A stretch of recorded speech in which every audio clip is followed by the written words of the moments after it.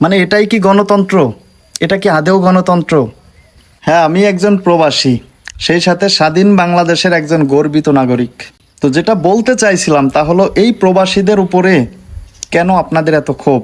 মানে প্রবাসীরা নরম আবেগী এই কারণেই, মানে যেই সরকারি ক্ষমতায় আসুক না কেন প্রবাসীদের উপরে আইন কানুন জারি করে দিবে।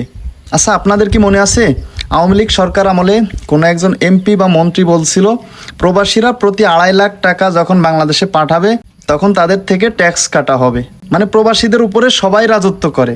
দেখেন, এই প্রবাসীরা যে বাংলাদেশের অর্থনীতির চাকা সচল রাখছে, মানে প্রবাসীদের ট্যাক্সের টাকায় যেই এমপি মন্ত্রীরা চলে, তারাই আবার প্রবাসীদের উপরে আইন কানুন জারি করে।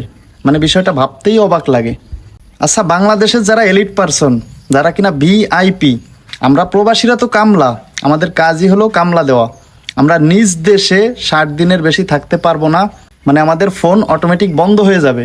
মানে সিস্টেমটা এমনই, আমার মাতৃভূমি আমার দেশ, আমি গিয়ে কতদিন থাকবো সেটারও একটা বিধিনিষেধ করে দিচ্ছে। আর করতেছে কারা? যারা এই প্রবাসী ট্যাক্সের টাকায় চলে।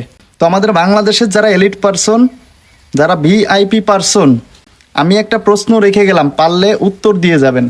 আপনারা যখন সরকারি টাকায় উমরা বা হজ করতে যান কিংবা যে কোনো দেশে সফরে যান, আপনারা আপনাদের পরিবারের জন্য কত কিছু শপিং করে নিয়ে আসেন। প্রতি মাসে মাসে, প্রতি 3 মাস অন্তর আপনারা বিদেশে যান এবং নিজের পরিবারের জন্য শপিং করে নিয়ে আসেন। আর এই প্রবাসীরা যখন 3 বছর 5 বছর 10 বছর পরে নিজের দেশে যায়, নিজের পরিবারের কাছে যায়, তখন ভালোবেসে শখ করে যদি কোনো জিনিস নিয়ে যায়, সেখানেও আপনারা বিভিন্ন ধরনের নিয়ম কানুন বিধিনিষেধ দিয়ে দেন। মানে এটাই কি গণতন্ত্র? এটা কি আদেও গণতন্ত্র? আমাদের বাংলাদেশে যুগের পর যুগ যেই সরকার ক্ষমতায় আসতেছে, শুধু নরম একটাই জায়গা পায়, তা হলো প্রবাসী। প্রবাসীদের উপরে নিয়ম কানুন আইন জারি করতে পারলে তারা নিজেদেরকে ধন্য মনে করে। মানে এটা কি মগের মুল্লুক? আচ্ছা ভাই, আমার এই কথাগুলো আপনারা যারা শুনছেন অবশ্যই কমেন্টে বলে যাবেন যে আমার কথায় যুক্তি আছে কিনা।